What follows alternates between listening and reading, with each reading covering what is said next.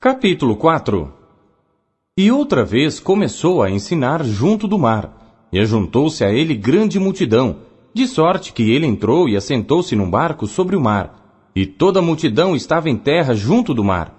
E ensinava-lhes muitas coisas por parábolas, e lhes dizia na sua doutrina: Ouvi, eis que saiu o semeador a semear. E aconteceu que, semeando ele, uma parte da semente caiu junto do caminho, e vieram as aves do céu e a comeram. E outra caiu sobre pedregais, onde não havia muita terra, e nasceu logo, porque não tinha terra profunda. Mas, saindo o sol, queimou-se, e porque não tinha raiz, secou-se. E outra caiu entre espinhos, e crescendo os espinhos a sufocaram e não deu fruto. E outra caiu em boa terra e deu fruto que vingou e cresceu. E um produziu 30, outro 60, e outro 100. E disse-lhes: Quem tem ouvidos para ouvir, ouça. E quando se achou só, os que estavam junto dele com os 12, interrogaram-no acerca da parábola. E ele disse-lhes: A vós vos é dado saber os mistérios do reino de Deus. Mas, aos que estão de fora, todas estas coisas se dizem por parábolas, para que vendo vejam e não percebam, e ouvindo ouçam e não entendam, para que não se convertam e lhes sejam perdoados os pecados. E disse-lhes: Não percebeis esta parábola? Como, pois, entendereis todas as parábolas? O que semeia, semeia a palavra. E os que estão junto do caminho são aqueles em quem a palavra é semeada. Mas, tendo a eles ouvido, vem logo Satanás e tira a palavra que foi semeada nos seus corações. E da mesma forma, os que recebem a semente sobre pedregais, os quais, ouvindo a palavra, logo com prazer a recebem, mas não têm raiz em si mesmos, antes são temporãos. Depois, sobrevindo tribulação ou perseguição por causa da palavra, logo se escandalizam. E outros são os que recebem a semente entre espinhos, os quais ouvem a palavra.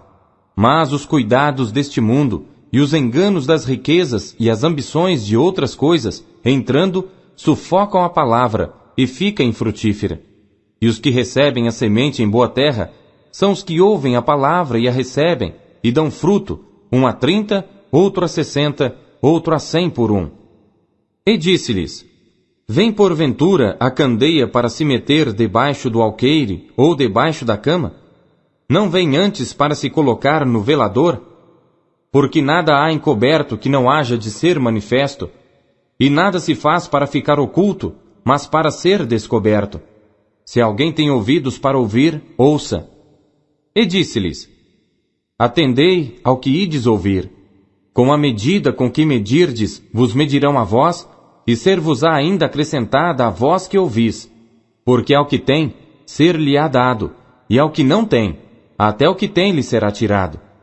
E dizia: O reino de Deus é assim como se o homem lançasse semente à terra, e dormisse, se levantasse de noite ou de dia, e a semente brotasse e crescesse, não sabendo ele como.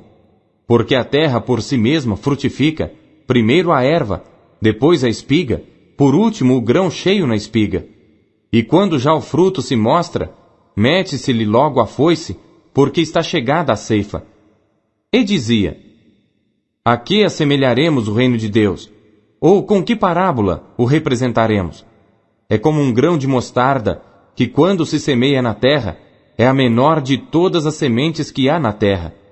Mas, tendo sido semeado, cresce, e faz-se a maior de todas as hortaliças, e cria grandes ramos, de tal maneira que as aves do céu podem aninhar-se debaixo da sua sombra. E com muitas parábolas tais, lhes dirigia a palavra, segundo o que podiam compreender, e sem parábolas nunca lhes falava, porém tudo declarava em particular aos seus discípulos. E naquele dia, sendo já tarde, disse-lhes: Passemos para o outro lado.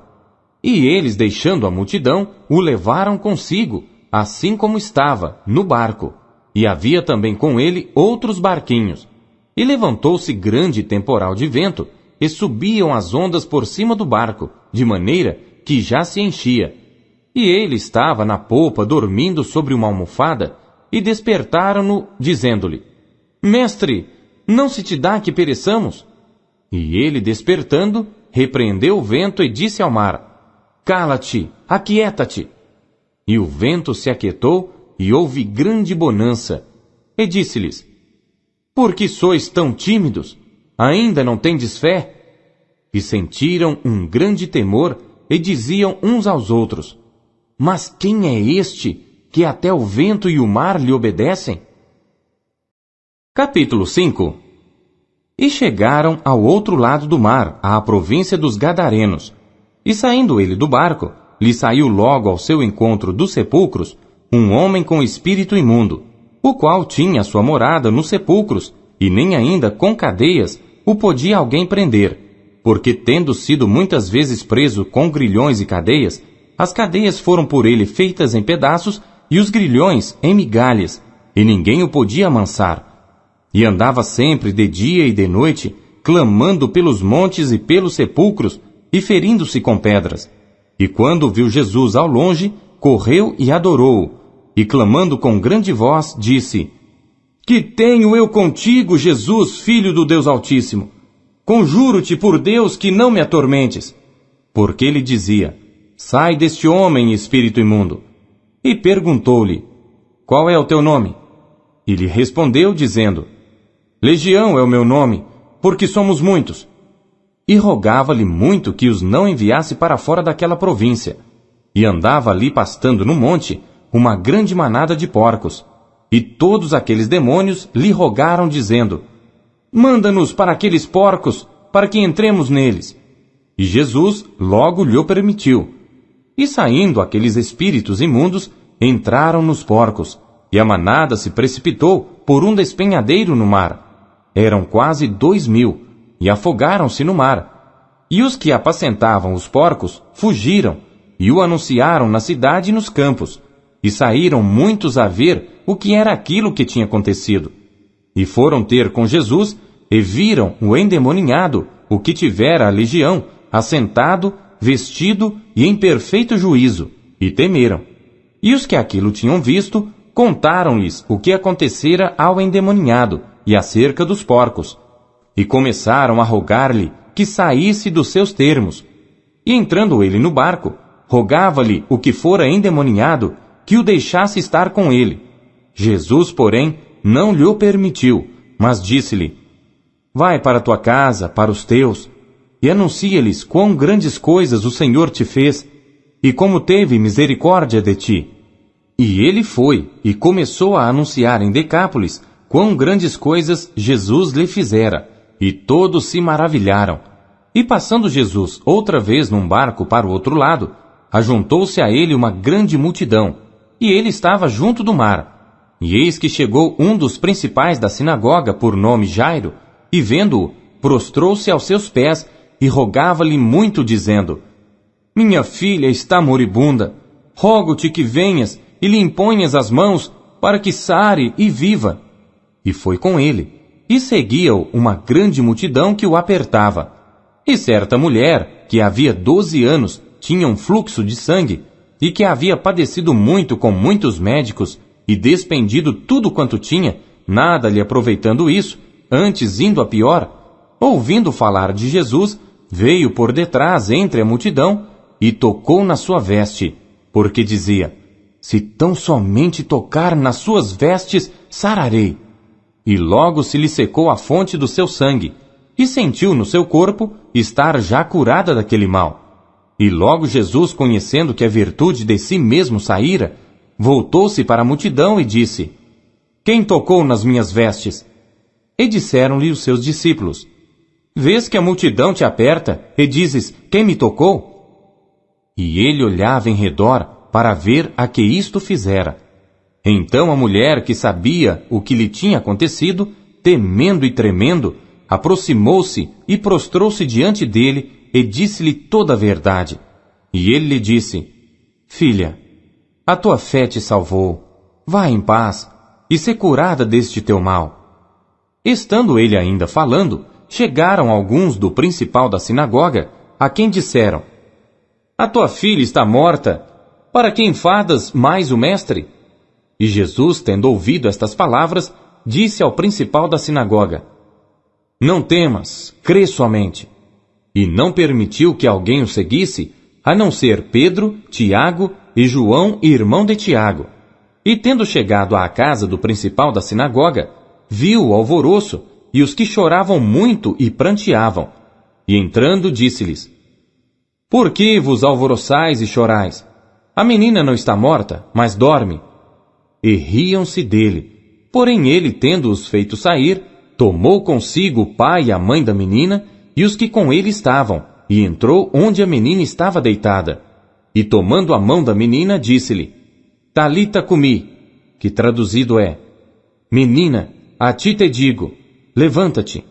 E logo a menina se levantou e andava, pois já tinha 12 anos, e assombraram-se com grande espanto, e mandou-lhes expressamente que ninguém o soubesse, e disse que lhe dessem de comer. Capítulo 6. E partindo dali, chegou à sua pátria, e os seus discípulos o seguiram. E chegando o sábado, começou a ensinar na sinagoga. E muitos ouvindo se admiravam, dizendo: De onde lhe vêm estas coisas? E que sabedoria é esta que lhe foi dada? E como se fazem tais maravilhas por suas mãos?